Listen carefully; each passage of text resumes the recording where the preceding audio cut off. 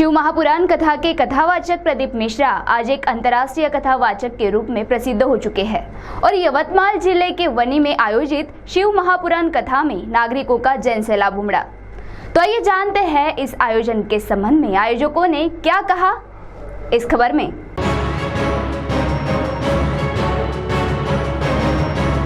वनी में आज से शिव महापुराण कथा कार्यक्रम शुरू हुआ। प्रसिद्ध कथावाचक प्रदीप मिश्रा के शिव महापुराण कथा के लिए लाखों की संख्या में नागरिकों ने उपस्थिति दर्शाई। विशेष बात यह है कि शिव पुराण कथा मूक बधिर दिव्यांग बांधवों को समझ में आए, इसके लिए कुछ तज्ञ व्यक्तियों ने सांकेतिक भाषा द्वारा उपस्थित नागरिकों को शिव पुराण कथा में क्या बताया गया है उसके संबंध में जानकारी दी। इस कार्यक्रम में जिले के पालक मंत्री संजय राठौड़ ने भेंट दी और आने वाले समय में अनेक राजनीतिक पार्टियों के नेतागण यहाँ पर पहुँचने वाले हैं, ऐसी जानकारी राजकुमार जायसवाल ने बताया। तो सुनिए इस मौके पर श्रद्धा राजकुमार जायसवाल ने क्या कहा।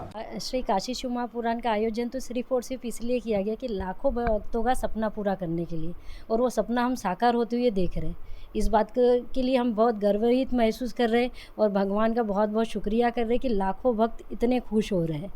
आज ही हम आते आते भी बहुत से भक्तों ने बोले कि उनका सपना पूरा हो गया, तो ये सपना पूरा करने के लिए कथा रखी गई है।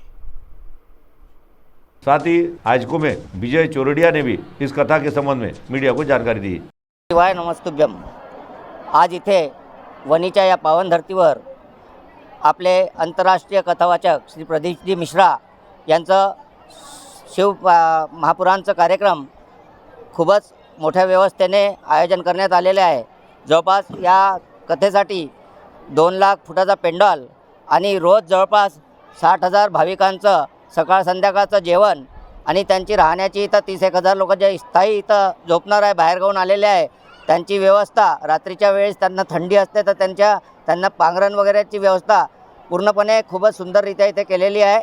या आयोजनासाठी श्री राजकुमारजी जायसवाल आणि त्यांच्या मिसेस श्रद्धा जायसवाल यांनी अथक परिश्रम घेऊन गुरुवारची या पावन धर्तीवर कार्यक्रम घेण्यासाठी तारीख घेतली होती आणि हा आयोजन जवळपास 26 जानेवारीला एक भव्य रॅली होती काल रात्री आणि ती एकदम खूप सुंदररित्या खूप भव्य स्वरूपात झाली आणि आजपासून त्यांचं कथावाचन 27 पासून तर येत्या 2 फरवरीपर्यंत त्यांचं कथावाचन राहील।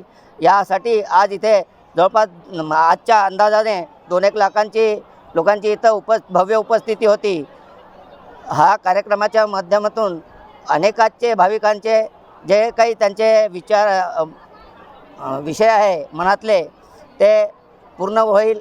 देवाचा आशीर्वाद त्यांच्या कृपा त्यांच्यावर राहील आणि सदर कार्यक्रमासाठी मी माझ्याकडून खूप शुभेच्छा देतो आहे आणि या व्यवस्थेसाठी अनेक दानदात्यांनी अनेक अन्नदात्यांनी सर्व व्यवस्था दिलेली आहे, त्यांचेही हातभार लागलेले आहे, त्यांचे मी विशेष अभिनंदन करतो, आयोजकाचेही धन्यवाद मानतो।